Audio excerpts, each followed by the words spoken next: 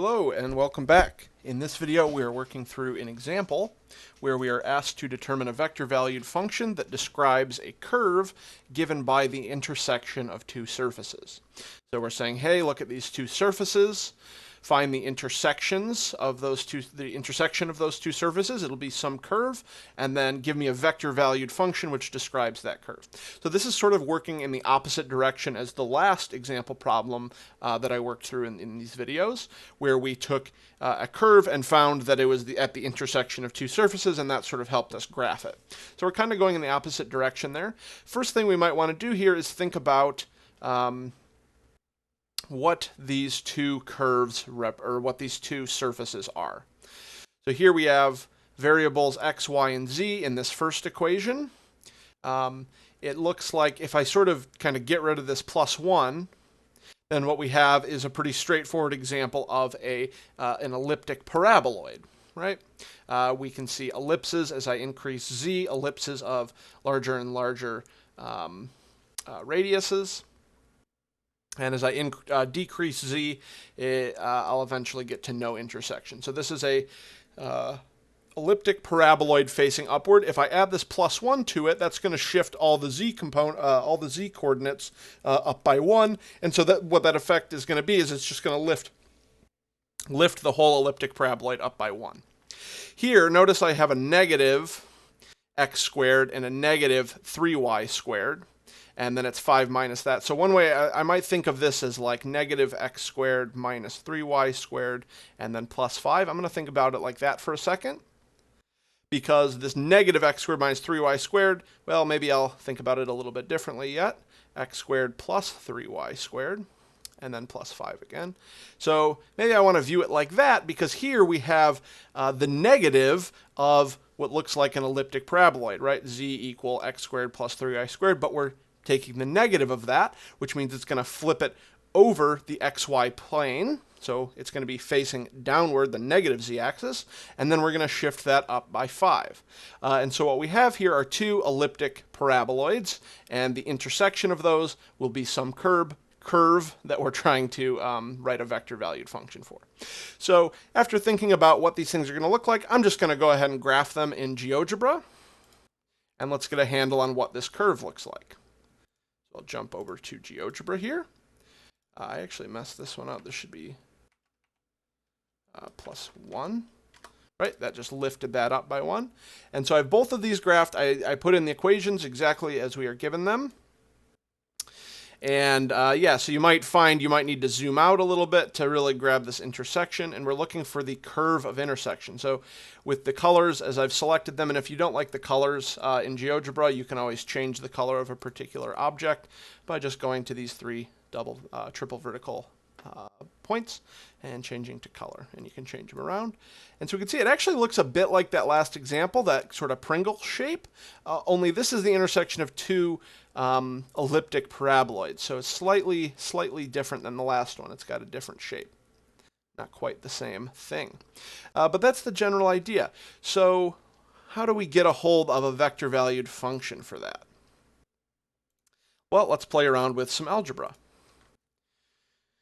All right, so first thing I note here is we want the intersection of these two, so I can find just the points where these two curves intersect. Here I have z equals this and z equals that. If I'm saying I want the intersection of these, that means I can set these two things equal to each other. So let's go ahead and do that. Let's set these two equations equal to each other because they're both expressions of z. So here we're going to have 3x squared plus y squared plus 1. That's equal to z. And also, z is equal to this, 5 minus x squared minus 3y squared. And let's go ahead and just collect all of our common terms. I'm going to subtract this 1 over, add the x squared, add the 3y squared. I should end up with, at the end of the day, 4x squared plus 4y squared equal 4. Divide everything by 4. I get x squared plus y squared equals 1. Wow, couldn't be nicer than that. We get a circle of radius 1 at the origin. Centered, I should say, centered at origin. And so that's just the circle. So that would be like if I was looking at the shadow. Really what we have here is a circular cylinder, right? Because we're missing the z coordinate. So that means our curve is going to lie on this circular cylinder as well. And so if I'm thinking of a vector function, that means if I just look at my x and y components of my vector function, so if I'm building my r of t here, my x and y components, I just need the x and y to give me a circular cylinder. Or rather, to give me a circle, right? If I drop all my z's, just look at x and y, I want a circle of radius 1. So that's easy enough. We could just start by saying cosine t, sine t for x and y. That'll ensure that the shadow of our curve just lies in a circle. Let me jump back here, jump back to the GeoGebra, and we'll just kind of see that. Notice how these two curves intersect precisely at a circle of radius 1. Isn't that beautiful to see that coming from the algebra? I think so anyway. So that's our first sort of observation here, is that we can specify what our x and y components of this curve are because we've made this observation over here. So how do we get our z component? Now, as we saw in the GeoGebra, it kind of goes up and down. It oscillates between a couple values as it goes around in this circle. So how do I get a hold of the z coordinate? Well, actually, this isn't too difficult at all, because I have an expression for z in terms of x and y, and now I've specified what my x and y are, right? This is my x of t, this is my y of t. So all I need to do now is write my z in terms of x of t and y of t. So z is 3x of t squared, we can think about x of t or just x, plus y squared plus 1. And now x is cosine of t. So this is 3 cosine squared of t plus sine squared of t plus 1. And we could leave it at this. So we could say r of t is just this, 3 cosine squared of t plus sine squared t plus 1. And we could sort of, I have room over here, and we can sort of just finish it off like that. So we also could have done the same with this z. You'll see that it turns out to be the same, regardless of which z we use, and that's because we're on the intersection of them. That works. I can play around with this a little bit. So I have 3 cosine squareds here. I could take one of them, combine it with the sine squared, and get a 1. So what that'll give me is 2 cosine squared t. I've taken 1, combined it with the sine squared, that gave me a 1 plus 2. I could do something like that and put that here instead. So I could also write r of t cosine t. And of course, there are many, infinitely many, in fact, ways to express this curve. When we chose cosine t sine t, we were choosing the orientation of the curve and our starting point for our curve. But we could have changed this around. We could go the opposite direction, but we didn't. Any of these will suffice for this current problem. So I could also have said here 2 cosine squared t plus 2. Now, can you write this z component as anything else besides that? Is there any other way to express this thing? I'll let you think about that a little bit. If you can, write it like that. But here we go. Here's our vector valued function, which describes the intersection of this curve. Let's go ahead and test this out. Let's make sure we actually got this right. And if not, we'll go back and check and see where we might have made a mistake. So let me jump to GeoGebra. So how I'm going to test this out is I'm just going to put that vector valued function in here. Really, I'll do like parametric form. So if I just put these in parentheses, this will work out. So I'll do cosine t, sine t, sine t.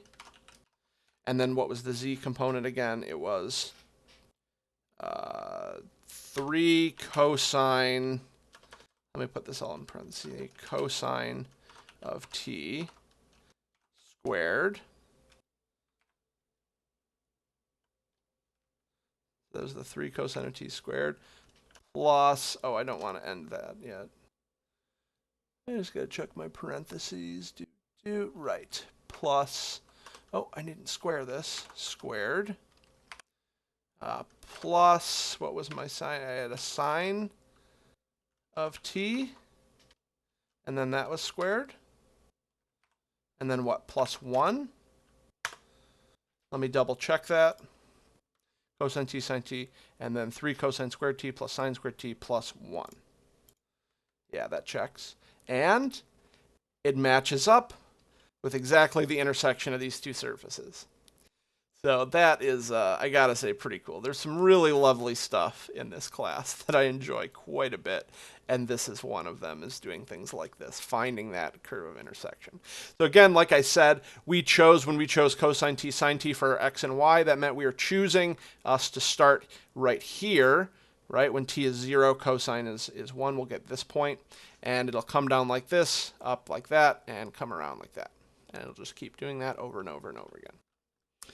Okay, that's it for this video. Plenty of stuff to practice with this, but I'll see you next time. We're not quite done with the section. We're going to start getting into a bit of calculus in this section, so we'll introduce limits and continuity. I'll see you there.